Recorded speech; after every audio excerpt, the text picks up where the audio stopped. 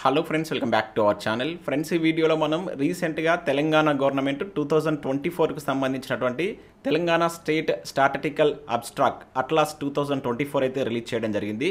ఇది చాలా important PDF. ఇది మనకు రానున్నటువంటి పోటీ పరీక్షల్లో ఈ అట్లాస్ నుంచి చాలా క్వశ్చన్స్ రావడానికి అయితే ఛాన్స్ ఉంటుంది. దీన్ని మీరు ఏ విధంగా చదవాలి, దీనిలో మనం కీ హైలైట్స్ ఈ వీడియోలో చూసేటువంటి ప్రయత్నం అయితే చేద్దాం. సో వీడియో చూస్తున్న ప్రతి ఒక్కరు కంపల్సరీ వీడియోని లైక్ చేయండి. మీకు యూజ్ అయ్యేటువంటి ఇన్ఫర్మేషన్ అయితే ఫ్రీగా మన ఛానల్ ద్వారా అయితే ప్రొవైడ్ చేస్తున్నాం. మీ నుంచి సపోర్ట్ ఉండాలి. ప్రతి ఒక్కరు వీడియోని లైక్ చేసి మీ మిత్రులకు షేర్ చేయండి అండ్ సబ్స్క్రైబ్ చేసుకొని చూడండి. రెగ్యులర్గా మీకు జాబ్ అప్డేట్స్ అంతాయి. మన ఛానల్కి సంబంధించిన టెలిగ్రామ్ గ్రూప్లో కూడా జాయిన్ కాండి. సో దాంట్లో కూడా రెగ్యులర్గా జాబ్ అప్డేట్స్ షేర్ చేస్తున్నాను. మీకు చాలా యూజ్ ఉంటుంది. ఆ గ్రూప్లో కంపల్సరీ జాయిన్ కాండి. అదేవిధంగా మన ఛానల్ యొక్క ఇన్స్టాగ్రామ్ పేజ్లో కూడా మీరు ఫాలో కండి. సో దాంట్లో కూడా నేను ఈ అట్లాస్ 2024కు సంబంధించినటువంటి కొన్ని ఇంపార్టెంట్ అంశాలను అయితే షేర్ చేస్తుంటాను. ప్రతి ఒక్కరు మన ఛానల్ యొక్క ఇన్స్టాగ్రామ్ పేజ్ని కూడా ఫాలో అయ్యేటువంటి ప్రయత్నం చేయండి. ఫ్రెండ్స్, మన ఛానల్ ద్వారా మన యాప్లోకి రాబోయేటువంటి గ్రూప్ 2 కావచ్చు, గ్రూప్ 3కి సంబంధించినటువంటి లాంగ్ టర్మ్ బ్యాచ్ కోర్స్ అయితే తీసుకురావడం జరిగింది. సో దీనికి సంబంధించి ఇప్పుడు మనకు జస్ట్ 299 రూపీస్కి ఏదైతే మేము అందిస్తున్నాం. ఇక్కడ మీరు చూసినట్లయితే దీంతో పాటుగా మీకు టెస్ట్ సిరీస్ కూడా ఉచితంగా ఇస్తున్నాం. అంటే మనం ప్రీవియస్లో కండక్ట్ చేసినటువంటి టెస్ట్ సిరీస్ కూడా ఉచితంగా అందించడం జరుగుతుంది. అండ్ నూతన అంశాలు కూడా చేర్చబడతాయి. అంటే ఇప్పుడు మనకు రాబోయేటువంటి తెలంగాణ సర్వే కావచ్చు, అదేవిధంగా ఇంకా ఇండియన్ సర్వేకి సంబంధించి కావచ్చు అండ్ బడ్జెట్ సంబంధించినటువంటి క్లాసెస్ కూడా దీనిలో చేర్చబడతాయి. ఇప్పుడైతే దీని యొక్క ప్రైస్ అయితే 299 ఉంది. తర్వాత దీని యొక్క ప్రైస్ అనేది 499 రూపీస్ చేయబోతున్నాం. ఇంకా అదే కాకుండా కరెంట్ అఫైర్స్కి సంబంధించి మనం మంత్ వైజ్గా టాప్ 100 బిట్స్ అనేది అందిస్తున్నాం. ఆల్రెడీ జనవరి మంత్కి సంబంధించి మనం అప్లోడ్ చేస్తాం. ఫిబ్రవరి మంత్కి సంబంధించి కూడా 2-3 డేస్లో మనకి ఇదైతే యాడ్ అవుతుంది. ఇంకా అవే కాకుండా ఆర్ఆర్బీ గ్రూప్ డి కావచ్చు, ఇంకా జనరల్ ఇంగ్లీష్, మీకు అన్ని పోటీ పరీక్షలకు యూజ్ అయ్యేటువంటి జనరల్ ఇంగ్లీష్ సంబంధించిన కోర్స్ అయితే ఉంది. ఇంకా పాలిటిక్స్ సంబంధించిన టెస్ట్ సిరీస్ కావచ్చు అండ్ ఎస్ఐపిసి అండ్ దాంతోపాటుగా ఫారెస్ట్ బిట్ ఆఫీసర్ సంబంధించినటువంటి ఫుల్ వీడియో కోర్సెస్ కూడా జస్ట్ 199 రూపీస్కి అందిస్తున్నాం. ఒకసారి మీరు యాప్ డౌన్లోడ్ చేసుకొని చెక్ చేసేటువంటి ప్రయత్నం చేయండి. ఫ్రెండ్స్, ఇన్ఫర్మేషన్ కనుక చూసినట్లయితే మనకు రీసెంట్గా తెలంగాణ గవర్నమెంట్ ఈ అబ్స్ట్రాక్ట్ అయితే రిలీజ్ చేయడం జరిగింది. మీకు రాబోయేటువంటి పోటీ పరీక్షల్లో ఇక్కడ నుంచి చాలా క్వశ్చన్స్ అయితే వస్తాయి. నేను దీనికి సంబంధించి దీనిలో ఉన్నటువంటి ఇంపార్టెంట్ చాప్టర్స్ ఏందని కూడా మీకు చెప్పేటువంటి ప్రయత్నం అయితే చేస్తాను. మీకు ప్రతి చాప్టర్కి సంబంధించి ఇంపార్టెంట్ అంశాలకు సంబంధించిన క్లాస్ కావాలనుకుంటే వీడియోని లైక్ చేసి కింద ఎస్ అని కామెంట్ చేయండి. మీరు ఎక్కువ మంది కనుక లైక్ చేసి ఎక్కువ మంది కనుక రెస్పాన్స్ అయినట్లయితే దీనిలో ఉన్నటువంటి ఇంపార్టెంట్ చాప్టర్స్ పైన మీకు నేను యూట్యూబ్లో ఫ్రీగా ఇదే రకంగా మీకు సెషన్స్ అయితే అందిస్తాను. లైక్ చేసి కింద కామెంట్ చేసేటువంటి ప్రయత్నం చేయండి. సో ఇది మనకు తెలంగాణ గవర్నమెంట్ రిలీజ్ చేసినటువంటి అట్లాస్. ఇక్కడ స్టార్టింగ్లోనే మీరు ఒక పేజ్ అయితే చూడవచ్చు. సో ఇది తెలంగాణ తల్లి విగ్రహం. రీసెంట్గా కాంగ్రెస్ గవర్నమెంట్ వచ్చిన తర్వాత దీన్ని చేంజ్ చేయడం జరిగింది. సో దీనికి సంబంధించి కూడా ఇక్కడ మనం చదవాలి. సో ఇక్కడ మ్యాటర్ ఇవ్వలేదు కానీ సో దీనికి సంబంధించినటువంటి కొన్ని చేంజెస్ చేశారు కదా, వీటిపైన కూడా మనకు రానున్నటువంటి పోటీ పరీక్షల్లో ఎగ్జామ్ అడగడానికి చాలా ఛాన్సెస్ అయితే ఉన్నాయి. ఆల్రెడీ మనం గ్రూప్ 2లో చూసాం. మనకు అంతకుముందు ఉన్నటువంటి తెలంగాణ తల్లి విగ్రహం పైన ఒక క్వశ్చన్ అయితే అడిగారు. ఇప్పుడు రాబోయేటువంటి మీకు ఎస్ఐ కావచ్చు, కానిస్టేబుల్, ఇంకా ఇతర అన్ని పోటీ పరీక్షలు గ్రూప్స్లో ఎక్కువ క్వశ్చన్స్ ఇస్తారు. ఇంకా అదే కాకుండా పోలీస్ జాబ్స్ కావచ్చు, ఇంక ఏ ఇతర కాంపిటేటివ్ ఎగ్జామ్, టీజీపీఎస్సీ కండక్ట్ చేసేటువంటి ఏ ఇతర కాంపిటేటివ్ ఎగ్జామ్ అయినా కూడా మీకు జనరల్ స్టడీస్ విభాగంలో ఈ అబ్స్ట్రాక్ట్ నుంచి మినిమం 10 క్వశ్చన్స్కి ఎబో రావడానికి ఎక్కువ ఛాన్స్ ఉంటుంది. అవి ఏ ఏరియాస్ ఉంటాయి అంటే ఇక్కడ ఇది చాలా లెంతీగా ఉంటుంది కనుక దీనిలో మీరు ఏ ఏరియాస్ను చదవాలని కూడా మీకు నేను క్లియర్గా చెప్పేటువంటి ప్రయత్నం చేస్తాను. ఒకసారి దీనికి సంబంధించి మీరు పూర్తి వివరాలు మీరు కరెంట్ అఫైర్స్ కోణంలో చదివేటువంటి ప్రయత్నం చేయండి. దీనిలో ఉన్నటువంటి చేంజెస్ ఏంటి అనేది మనకు అడగడానికి అయితే ఛాన్స్ ఉంటుంది. ఇది మనకు ఫస్ట్ పేజ్. ఇక సెకండ్ పేజ్లో దీనికి సంబంధించి ఏదైతే మనకు తెలంగాణ స్టేట్ స్టాటిస్టికల్ అబ్స్ట్రాక్ట్ 2024 అని చెప్పేసి ఇచ్చేసి దీనిలో ఉన్నటువంటి చాప్టర్స్ అయితే ఇచ్చారు. ఇక్కడ టోటల్గా 12 చాప్టర్స్ అనేది మనకి ఇవ్వడం జరిగింది. సో 182 పేజెస్ ఉన్నది. సో మరి 182 పేజెస్ మొత్తం చదవాలా సార్ అంటే దీనిలో మనకు కొన్ని ఇంపార్టెంట్ అంశాలు ఉంటాయి అండ్ ఇంపార్టెంట్ చాప్టర్స్ ఉన్నాయి. వాటిని మీరు ఎక్కువగా ఫోకస్ చేయండి. అవి ఏంటనేది ఇక్కడ చెప్తాను. తర్వాత ఈ వీడియోలో మనం కీ హైలైట్స్ చూద్దాం. ఆ కీ హైలైట్స్ నుంచి మినిమం 2 నుంచి 3 క్వశ్చన్స్ ప్రతి ఎగ్జామ్లో అడుగుతారు. అది కూడా మీకు ఏంటి ఏ క్వశ్చన్స్ అడగవచ్చు అనేది కూడా చెప్తాను. సో ఇక్కడ మనకు ఫస్ట్ ఉంది కదా, ఇది 100% మనకు ఒక క్వశ్చన్ రావడానికి ఛాన్స్ ఉంటుందండి. ఏ ఎగ్జామ్ తీసుకున్నా మినిమం 1 క్వశ్చన్ వస్తుంది. ఈ అడ్మినిస్ట్రేటివ్ అండ్ జోగ్రఫికల్ ప్రొఫైల్ అని చెప్పేసింది కదా, ఇది కంపల్సరీ మనం ఈ 1 to 16 పేజెస్ అన్ని మనం చదవాల్సి అయితే ఉంటుంది. ఆ ట్రెండ్స్ కూడా మనం గుర్తుంచుకోవాలి. ఇక నెక్స్ట్ డెమోగ్రఫీ, ఇది మోస్ట్ ఇంపార్టెంట్ చాప్టర్. మనం రీసెంట్గా చూసాం గ్రూప్ 2 గ్రూప్ 3లో ఒక చాప్టర్ ఉంది. మీరు ఏ కాంపిటేటివ్ ఎగ్జామ్ తీసుకున్నా కూడా జనరల్ స్టడీస్లో ఈ డెమోగ్రఫీ అనే చాప్టర్ మీకు వెళ్ళి 2 నుంచి 3 క్వశ్చన్స్ ఇస్తున్నాడు. చాలా ఇంపార్టెంట్. ఈ 2 చాప్టర్స్ మనం పర్ఫెక్ట్గా నేర్చుకోవాలి.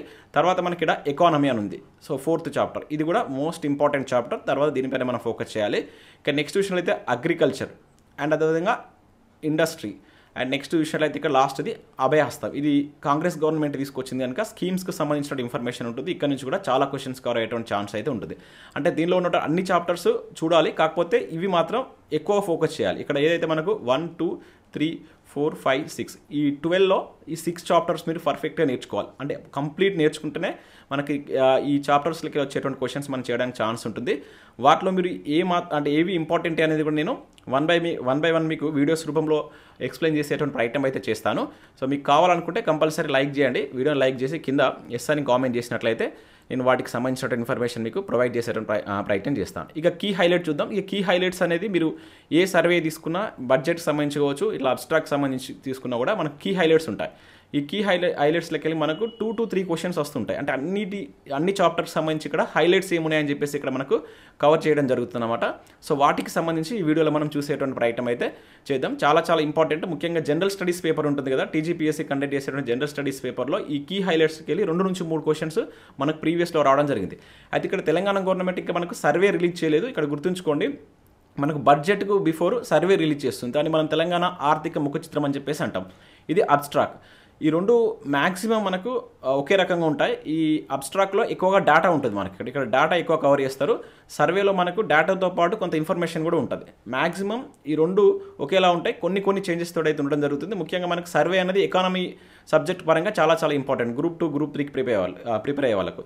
ఇక ఈ అబ్స్ట్రాక్ట్ అనేది అన్ని పోటీ పరీక్షలకు ప్రిపేర్ అయ్యే వాళ్ళకు చాలా యూజ్ ఉంటుంది. ఎందుకంటే దీనిలో చాలా డేటా ఉంటుంది. లేటెస్ట్ డేటా అంతా దీనిలో యాడ్ చేస్తారు కనుక తెలంగాణకు సంబంధించిన ఇన్ఫర్మేషన్ అంతా దీనిలోనే ఉంటుంది కనుక ఇది మీరు ఇతర కాంపిటేటివ్ ఎగ్జామ్ అంటే గ్రూప్ 2, గ్రూప్ 3కి కాకుండా మిగతా కాంపిటేటివ్ ఎగ్జామ్ ప్రిపేర్ అవుతున్న వాళ్ళు దీని మీద ఎక్కువ ఫోకస్ చేయండి. ఇక గ్రూప్ 2, గ్రూప్ 3కి అండ్ గ్రూప్ 1 లాంటి ఎగ్జామ్స్కు ఫోకస్ చేసే వాళ్ళు మాత్రం సర్వేతో పాటుగా ఇది కూడా నేర్చుకోవాల్సి ఉంటుంది. మనకు బడ్జెట్ వచ్చిన తర్వాత నేను ఆ సర్వేకి సంబంధించి కూడా స్పెషల్గా మీకు వీడియోస్ అందించేటువంటి ప్రయత్నం చేస్తాను. ఓకే, ఇక్కడ మనం చూద్దాం. సో ఫస్ట్ ఇక్కడ కీ హైలైట్స్లో మనకు ఫస్ట్ చాప్టర్కి సంబంధించి ఎటువంటి హైలైట్స్ ఉన్నాయని ఇక్కడ ఇచ్చాడు. అడ్మినిస్ట్రేటివ్ అండ్ జాగ్రఫికల్ ప్రొఫైల్ అని చెప్పేసి ఇక్కడ మనకి ఇవ్వడం జరిగిందనమాట. సో ఇది జనరల్గా తెలంగాణకు సంబంధించినటువంటి ఈ జాగ్రఫికల్ ప్రొఫైల్ ఎలా ఉంది అని చెప్పేసి ఇక్కడ ఇవ్వడం జరిగింది. ఇక్కడ జాగ్రఫికల్ ఏరియా తెలంగాణకు సంబంధించిన ఏరియా కనుక చూసినట్లయితే ఇక్కడ మనకు 1.12 lakhs స్క్వేర్ కిలోమీటర్స్ అనేది ఉంది. ఇది మనకు చాలా ఎగ్జామ్స్లో డైరెక్ట్గా అడిగిన సందర్భాలు కూడా ఉన్నాయి, గుర్తుంచుకోవాలి. సో తెలంగాణకు సంబంధించినటువంటి మనకు టోటల్గా ఈ భౌగోళిక వైశాల్యం అని చెప్పేసి అంటాం అనమాట. 1.12 lakhs స్క్వేర్ కిలోమీటర్స్ అనేటువంటిది ఉంది. డైరెక్ట్గా అడగడానికి ఛాన్స్ ఉంటుంది. అదేవిధంగా రెవెన్యూ డివిజన్స్ ఇక్కడ చూసినట్లయితే రెవెన్యూ డివిజన్స్ 76 ఉన్నాయని చెప్పేసి మెన్షన్ చేశారు. అదేవిధంగా మనకు రెవెన్యూ మొత్తం టోటల్గా మండల్స్ కనుక చూసినట్లయితే 621 మండల్స్ అనేవి ఉన్నాయి. దానిలో మనకు రెవెన్యూ విలేజెస్ వచ్చేసి 10,909 అనేది ఉన్నాయని చెప్పేసి మెన్షన్ చేయడం జరిగింది. ఇదంతా మనకు అఫీషియల్ డేటా. ఇది మన కాంపిటేటివ్ ఎగ్జామ్ ప్రిపేర్ అవుతున్న వారికి ఇది చాలా అత్యంత ప్రామాణికమైనటువంటి పీడిఎఫ్ అన్నమాట. సో దీన్ని బేస్ చేసుకొని మనకు ఇది క్వశ్చన్స్ ప్రిపేర్ చేసేటువంటి ఛాన్స్ ఉంటుంది వాళ్ళు. ఇక నెక్స్ట్ ఇక్కడ 13 మున్సిపాలిటీస్ ఉన్నాయి అండ్ 13 మున్సిపల్ కార్పొరేషన్స్, అదేవిధంగా 129 మున్సిపాలిటీస్. దాంతోపాటు ఇక్కడ 32 వచ్చేసి మనకు జిల్లా పరిషత్ జెడ్పీపీస్, అదేవిధంగా 516 వచ్చేసి మండల్ పరిషత్, దీన్నే మనం ఎంపీపీస్ అని చెప్పేసి అంటాం. సో దాంతోపాటుగా 119 assembly constitutions and 17 parliamentary constitutions అనేటువంటి ఉన్నట్టు ఇక్కడ మనం గుర్తుంచుకోవాల్సి ఉంటుంది. సో దీనిలో ఉన్నటువంటి ఇన్ఫర్మేషన్ మీద మీకు ప్రీవియస్లో చాలాసార్లు క్వశ్చన్స్ అడిగారు. ఇది మనకు చాప్టర్లో ఇక్కడ క్లియర్గా ఇచ్చాడు. ఇక్కడ మీకు ఇంకా ప్రతి చాప్టర్కి వెళ్ళినట్లయితే దీన్ని మనకు ఎట్లా ఇస్తారంటే ఇక్కడ మీకు చూస్తాను. మనం ఫస్ట్ చాప్టర్ కింద మనం ఇంతకుముందు చూసినటువంటి ఆ టోటల్ ఇన్ఫర్మేషన్ అనేది ఇక్కడ ఇవ్వడం జరిగింది. ఇక్కడ నీట్గా మనకు ఒక టేబుల్ రూపంలో అయితే ఇచ్చారు. ఇక్కడ మనం చూసినట్లయితే 76 రెవెన్యూ డివిజన్స్ ఉన్నాయి. అదేవిధంగా 621 వచ్చేసి రెవెన్యూ మండల్స్ ఉన్నాయి అండ్ మున్సిపల్ కార్పొరేషన్స్ వచ్చేసి 13, 129 వచ్చేసి మనకు మున్సిపాలిటీస్ ఉన్నాయి అండ్ 32 వచ్చేసి జెడ్పీపీ అండ్ 516 వచ్చేసి ఎంపీపీ, అదేవిధంగా అసెంబ్లీ కాన్స్టిట్యూషన్స్ వచ్చేసి 119, ఎంపీ సీట్స్ వచ్చేసి 17 ఉన్నాయి అండ్ దాంతోపాటుగా రెవెన్యూ విలేజెస్ వచ్చేసి 10,000 అండ్ గ్రామ పంచాయతీ వచ్చేసి 12,000 అయితే ఉండడం జరిగింది అనమాట. టోటల్గా మనకి ఇన్ఫర్మేషన్ ఈ రకంగా అయితే ఇవ్వడం జరిగింది. అయితే చాలామందికి ఇది ఈజీ సార్, మేము ఈజీగా ఆన్సర్ చేయగలుగుతాం, అంతకుముందు కూడా మేము చదివాం, మాకు ఈజీగా గుర్తుంటుందని చెప్పేసి అంటారు. అయితే రీసెంట్గా మీరు ఒకటి తెలంగాణలో జరిగినటువంటి గ్రూప్ 2, గ్రూప్ 3 ఎగ్జామ్ కనుక అబ్జర్వ్ చేసినట్లయితే ఆ ఎగ్జామ్ రాసినటువంటి చాలామంది అభ్యర్థులు నాకు చెప్పినటువంటి కామన్ మిస్టేక్ ఏంటంటే మాకు తెలిసినటువంటి క్వశ్చన్సే ఒక పేపర్లో 3 నుంచి 4 మిస్టేక్ చేశాం సార్ అని చెప్పేసి చెప్పారు. అంటే గ్రూప్ 2 లాంటి ఎగ్జామ్లో మనం 4 పేపర్స్ తీసుకుంటే మినిమం ఒక పేపర్లో తెలిసినటువంటి క్వశ్చన్స్ ఒక 5 మిస్టేక్స్ చేసినట్లయితే 4 × 5 20 మార్క్స్ అనేటువంటిది మీకు తక్కువ రావడానికి ఛాన్స్ ఉంటుంది. ఒకటి గుర్తుంచుకోండి, కాంపిటేటివ్ ఎగ్జామ్లో ఈజీ క్వశ్చన్ కైనా కూడా 1 మార్కే ఉంటుంది, హార్డ్ క్వశ్చన్ కైనా కూడా 1 మార్కే ఉంటుంది. ఒక 1 మార్క్ అనేటువంటిది మీ జీవితాన్ని డిసైడ్ చేస్తుంది. ఏదైతే ఈజీగా ఉంటుందో మాకు ఈజీగా గుర్తుంటుంది అని మీరు అనుకుంటున్నారో వాటిని ఎక్కువగా రివిజన్ చేయండి. అక్కడ మీరు మిస్టేక్ లేకుండా చేసినట్లయితే మీకు మంచి స్కోర్ వస్తుంది, జాబ్ రావడానికి కూడా ఎక్కువగా ఛాన్సెస్ ఉంటుంది. ఎప్పుడు కానీ ఈజీగా ఉండేటువంటి దాన్ని 1-2 సార్లు రివిజన్ చేయాలి.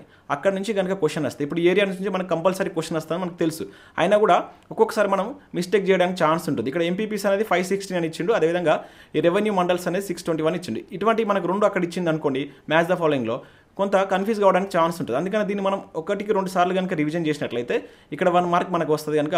సో కాంపిటేటివ్ ఎగ్జామ్ ప్రిపేర్ అయ్యే వాళ్ళు కంపల్సరీ ఈజీగా ఉండేటువంటి ఏరియాస్ని మీరు 1-2 సార్లు ఎక్కువగా రివిజన్ చేయండి. అక్కడ నుంచి బిట్ రావడానికి ఎక్కువగా అవకాశం ఉంది అని మనకు తెలిసినట్లయితే వాటిని ఎక్కువ సార్లు రివిజన్ చేస్తే మీకు జాబ్ రావడానికి ఎక్కువగా ఛాన్స్ ఉంటుంది. అందరికంటే మీరు 1 or 2 మార్క్స్ ఎక్కువ చేస్తారు. చాలామంది తెలిసినటువంటి అండ్ ఈజీగా ఉండేటువంటి టాపిక్స్లోనే మిస్టేక్ చేస్తుంటారు కనుక.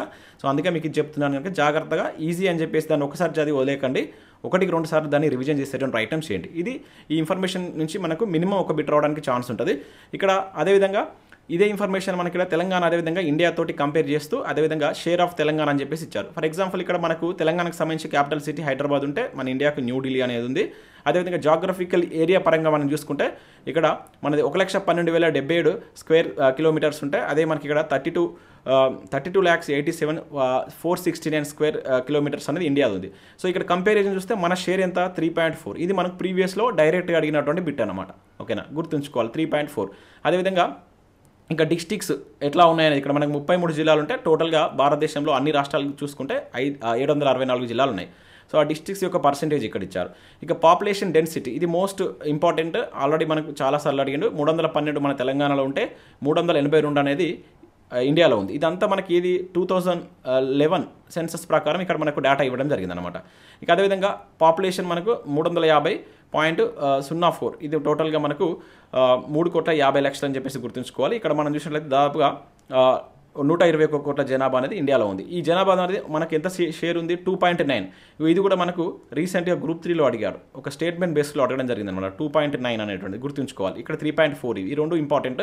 ఇక నెక్స్ట్ మేల్ పాపులేషన్ చూసినట్లయితే మన దగ్గర 50 ఉంది అండ్ ఇండియాలో కనుక చూసుకుంటే 51.5 ఉందన్నమాట. ఓకేనా, టోటల్గా మేల్ పాపులేషన్ అనేది 2.8%. ఇక ఫీమేల్ పర్సెంటేజ్ కనుక చూసుకుంటే ఇక్కడ 49 ఉంది, ఇక్కడ 48 ఉంది. ఇది మనకు రీసెంట్గా అడిగింది. ఇది అడగడానికి కూడా ఛాన్స్ ఉంటుంది, ఎందుకంటే ఫీమేల్ పర్సెంటేజ్ చూసినప్పుడు ఇండియా కంటే భారతదేశంలో మనకు జనాభా పరంగా ఎక్కువ ఉంది, పర్సెంటేజ్ పరంగా ఎక్కువ ఉంటుందని చెప్పి ఒక స్టేట్మెంట్ ఇస్తాడు. అప్పుడు మనకు ఆ స్టేట్మెంట్ మనం కరెక్టా కాదని చెప్పాలంటే ఇది మనకు తెలియాలి. ఇక్కడ 49 ఇక్కడ 48 ఉంది. చూడండి, దాదాపు ఇంచుమించుగా 1.2 అనేటువంటి తక్కువ ఉంది ఇది ఇండియాలో. మన దగ్గర ఎక్కువ ఉంది ఫీమేల్ పర్సెంటేజ్ అనేటువంటిది. ఇది మనకు ఒక స్టేట్మెంట్ బేస్లో ఎగ్జామ్లో అడగడానికి ఛాన్స్ ఉంటుంది. ఇక నెక్స్ట్ సెక్స్ రేషియో. ఓకేనా, చాలా చాలా ఇంపార్టెంట్. ఇది లింగ నిష్పత్తి అనేటువంటిది మన దగ్గర ఎక్కువ ఉంది. 988, 943. ఇవన్నీ ఇట్లా డైరెక్ట్గా అడగడు, స్టేట్మెంట్ బేస్లో అడుగుతాడు. భారతదేశం కంటే తెలంగాణలో మనకు లింగ నిష్పత్తి అనేది ఎక్కువ ఉంది లేదా తక్కువ ఉంది అని చెప్పేసి ఇట్లా స్టేట్మెంట్ బేస్లో అడుగుతాడు. ఇక నెక్స్ట్ లిటరసీ కనుక చూసినట్లయితే అక్షరాస్యత మన దగ్గర 66.54. ఇది మనకు గ్రూప్ 3లో డైరెక్ట్గా కంపేర్ చేసి అడిగాడు. ఇట్లా మనకు భారతదేశంతో కంపేర్ చేసినప్పుడు తెలంగాణలో లిటరసీ అనేది తక్కువ ఉందని చెప్పేసి ఒక స్టేట్మెంట్ ఇచ్చిండు. ఇక్కడ 72 ఉంది, అది కరెక్టే అవుతుంది అనమాట. ఇట్లా స్టేట్మెంట్ బేస్లో క్వశ్చన్స్ అడుగుతాడు. ఇక నెక్స్ట్ ఇక్కడ ప్రొజెక్టెడ్ పాపులేషన్ అని చెప్పేసి ఇవ్వడం జరిగింది. అంటే 2036 వరకు మన దగ్గర ఎంత ఉండబోతుంది, ఇండియాలో ఎట్లా ఉంటుంది అనేది కూడా ఇక్కడ ఈ ప్రొజెక్ట్ చేసినటువంటిది కూడా మనం గుర్తుంచుకోవాలి. ఇది మనకు ఆ ఫస్ట్ చాప్టర్లో ఉన్నటువంటి కొన్ని హైలైట్స్ ఇక్కడ మనం చూసాం. ఇప్పుడు మనం డిస్కస్ చేసినటువంటి ఈ ఏదైతే ఈ పేజ్ ఉందో ఈ పేజ్లోకి వెళ్ళి మినిమం 2 క్వశ్చన్స్ రావడానికి ఛాన్స్ ఉంది. 100% ప్రతి ఎగ్జామ్లో వస్తాయంటే లేదు, కాకపోతే రావడానికి ఛాన్సెస్ ఉన్నాయి. ఆల్రెడీ ప్రీవియస్లో మనకు ఈ క్వశ్చన్స్ వచ్చినాయి కనుక మీకు నేను దీనికి సంబంధించి క్లియర్గా చెప్తున్నాను. సో ఇక్కడ మనకు నెక్స్ట్ సెకండ్ చాప్టర్ మనం ఏదైతే ఈ డెమోగ్రఫీ అన్నాం కదా, సో డెమోగ్రఫీకి సంబంధించి మనం ఇంతకుముందు అక్కడ చూసినటువంటి ఇక్కడ మనకు యాడ్ చేయడం జరిగింది. ఇక్కడ చూసినట్లయితే సెక్స్ రేషియో వచ్చేసి మన లింగ నిష్పత్తి వచ్చేసి 988 ఉంది, ఇది గుర్తుంచుకోవాలి. అదేవిధంగా మనకు లిటరసీ వచ్చేసి 66.5. అంటే తెలంగాణలో ఇండియాతో కంపేర్ చేసినప్పుడు లిటరసీ అనేది తక్కువగా ఉంది. మనకు అక్కడ 72 ఉంటే ఇక్కడ 66 ఉంది కనుక ఈ స్టేట్మెంట్ మీరు గుర్తుంచుకోండి, అడగడానికి ఛాన్స్ ఉంటుంది. ఇక నెక్స్ట్ ఇక్కడ మోస్ట్ ఇంపార్టెంట్ బిట్ ఏంటంటే ఇక్కడ మనకు 2026 వరకు కంపేర్ చేస్తే ఇచ్చారనమాట. తెలంగాణలో 2026 వరకు పాపులేషన్ అనేది ఎంత ఉండబోతుంది అని చెప్పేసి ఇక్కడ మెన్షన్ చేసింది కనుక దీన్ని గుర్తుంచుకోవాలి. ఇక్కడ చూసినట్టు 3.86 crores అనేటువంటిది మన దగ్గర ఈ 2026 వరకు పాపులేషన్ ఉంటుంది. ఇంచుమించుగా మేల్ అండ్ ఫీమేల్ యొక్క ఈ కాంట్రిబ్యూషన్ అనేటువంటి పాపులేషన్ ఈక్వల్గా ఉండబోతున్నట్లుగా ఇక్కడ మనకు మెన్షన్ చేసింది అనమాట. నేను ఇదే డాక్యుమెంట్లో నేను ఏఐ యూజ్ చేస్తూ తెలుగులో కూడా ఇక్కడ మీకు ఇచ్చాను. ఇది వీలైతే నేను మన టెలిగ్రామ్లో కూడా పోస్ట్ చేస్తాను. ఇక్కడ మీరు చూడవచ్చు. ఇది సేమ్ నేను అదే దాన్ని నేను AI యూజ్ చేస్తే తెలుగులోకి ట్రాన్స్లేట్ చేస్తాను. ఇక్కడ మీరు చూసినట్లయితే 350 కోట్ల జనాభా, 988 లింగ నిష్పత్తి, అండ్ దాంతోపాటుగా ఇంకా 2026 నాటికి 3.86 కోట్లకు పెరుగుతుందని అంచనా వేయబడిందని చెప్పేసి ఇక్కడ మనకు క్లియర్గా మెన్షన్ చేశారు. సో ఇది ఇక్కడ మీరు గుర్తుంచుకోవాలి. ఇంతకుముందు మనం అక్కడ కూడా చూస్తాం. ఇది డెమోగ్రఫీకి సంబంధించి బిట్ లేకుండా మీకు క్వశ్చన్ పేపర్ అనేది ఉండదు. 100% ఒక్కో క్వశ్చన్ కాదు, 3 or 4 క్వశ్చన్స్ ఉంటాయి ఒక్కొక్కసారి అయితే. ఇక నెక్స్ట్ ఇన్ఫ్రాకి సంబంధించి కనుక మనం చూసినట్లయితే అంటే మనకు దీనిలో ముఖ్యంగా ఈ రోడ్స్కు సంబంధించి మనకు ఎక్కువ అడుగుతున్నాడు. ఇక్కడ మీరు సెకండ్ పాయింట్ కనుక చూసినట్లయితే total length of the roads in Telangana state అని చెప్పేసి ఇక్కడ ఇవ్వడం జరిగింది 1.10 lakhs. ఇది రీసెంట్గా మనకు గ్రూప్ 2లో ఆర్ గ్రూప్ 3లో అడిగాడు. ఇది 1.10 lakhs కిలోమీటర్స్ అనేది ఉంది. దీనిలో మనకు national highways including roads, buildings, Panchayati Raj, అదేవిధంగా GHMC. దీనిలో మనకు పంచాయతీరాజ్ రోడ్స్ అనేటువంటి R&B రోడ్స్ అనేది ఎక్కువ ఉంటాయి అన్నమాట. వాటి యొక్క ఇవన్నీ చేసి ఒక్కొక్కసారి మనం వీటిని అసెండింగ్ ఆర్డర్లో, డిసెండింగ్ ఆర్డర్లో మనం వాటిని సెట్ చేయమంటాడు. ఇది మనం చాప్టర్కి ఇప్పుడు ఇన్ఫ్రాస్ట్రక్చర్ అనేటువంటి చాప్టర్కి వెళ్తే అక్కడ మనం దీనికి సంబంధించి కొంచెం డెప్త్గా చూస్తాం.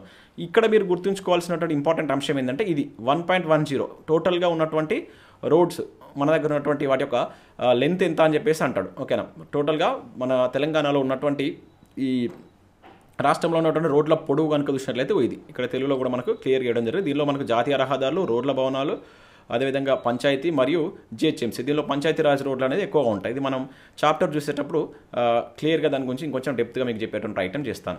ఇక నెక్స్ట్ ఎకానమీ. ఇది మోస్ట్ ఇంపార్టెంట్ చాప్టర్. ఇది ఎకానమీలోకి వెళ్ళి మనకు ఎక్కువ క్వశ్చన్స్ రావడానికి ఛాన్స్ ఉంటుంది. సో దీనిలో మనకు ఈ తెలంగాణ GSDP కనుక చూసినట్లయితే కరెంట్ ప్రైజెస్ వద్ద మనకు ఉన్నటువంటి GSDP 15 లక్షల కోట్లు అని చెప్పేసి ఇక్కడ మెన్షన్ చేశాడు. ఇది మనకు రీసెంట్గా గ్రూప్ 3లో డైరెక్ట్ బిట్ అడిగాడు. అప్పుడు 14.6 ఉండే కదా, లాస్ట్ 14.6 crores దాకా ఉండేది. సో ఇప్పుడు 15,000 కోట్ల వరకు మన GSDP ఉన్నట్లు ఇక్కడ మనం గుర్తుంచుకోవాల్సి ఉంటుంది. 15 లక్షల కోట్లు, 15 లక్షల కోట్ల GSDP అని చెప్పేసి గుర్తుంచుకోవాలి. డైరెక్ట్గా 15.1 అని చెప్పేసి ఇస్తాడు. ఇది ఇక్కడ ఏమి ఇచ్చాడు, 2023-24 ప్రొవిజనల్ ఎస్టిమేట్ అని చెప్పేసి అన్నాడు, ముందస్తు అంచనాల ప్రకారం. ఇవి కూడా మనకు గుర్తుండాలి. అక్కడ ఏం అడుగుతున్నాడు అనేది కూడా చాలా చాలా ఇంపార్టెంట్. అండ్ స్టేట్ షేర్ ఎట్లా ఉంది ఇండియాకు, మనకి ఇండియా GDPలో మన షేర్ వచ్చేసి 5.1 ఉంది. ఇది కూడా చాలా చాలా ఇంపార్టెంట్. ఓకేనా, అండ్ దాంతోపాటు ఇక్కడ మనం చూసినట్లయితే the growth rate of Telangana GSDP equal to 14.6 అని చెప్పేసి అంటున్నాడు. సో ఇది కూడా మోస్ట్ ఇంపార్టెంట్, మనం గుర్తుంచుకోవాలి. 14.5 అంతకుముందు మనకు 16.2 ఉండేది. మీకు ఒకసారి దానికి సంబంధించినటువంటి ఆ ట్రెండ్స్ కూడా చూపించేటువంటి ప్రయత్నం చేస్తాను. సో ఇది ఇంకా దాంతోపాటుగా per capita income of Telangana అని చెప్పేసి ఇచ్చారు. అంటే తలసరి ఆదాయం కనుక చూసినట్లయితే 3,56,524. ఇది మీకు తెలిసినటువంటిదే, ఎన్నిసార్లు మనకి ఎగ్జామ్లో అడిగాడు అనేది ఈ నెంబర్ గుర్తుంచుకోవాలి. 3,56,654 రూపాయలు అనేటువంటిది మనకు తలసరి ఆదాయం. తలసరి ఆదాయం అంటే మీకు తెలుసు కదా, జనాభాపై. సో మొత్తం మనకు వచ్చేటువంటి GSDPని కనుక డివైడ్ చేసినప్పుడు మనకు పర్ మెంబర్కి ఎట్లా వస్తుంది అని చెప్పేసి ఇక్కడ ఇవ్వడం జరుగుతుంది అనమాట. సారీ, మనకు GDP బై టోటల్గా పాపులేషన్ తీసుకుంటాం అనమాట. మన GDP ఎంత ఉంది దానిపై అంటే మనకి GSDP బై టోటల్ పాపులేషన్ తీసుకుంటే పర్ ఒక్కరికి ఎంత వస్తుంది అనేటువంటిది ఇక్కడ మనం పర్ క్యాపిటల్ ఇన్కమ్ కింద తీసుకుంటాం.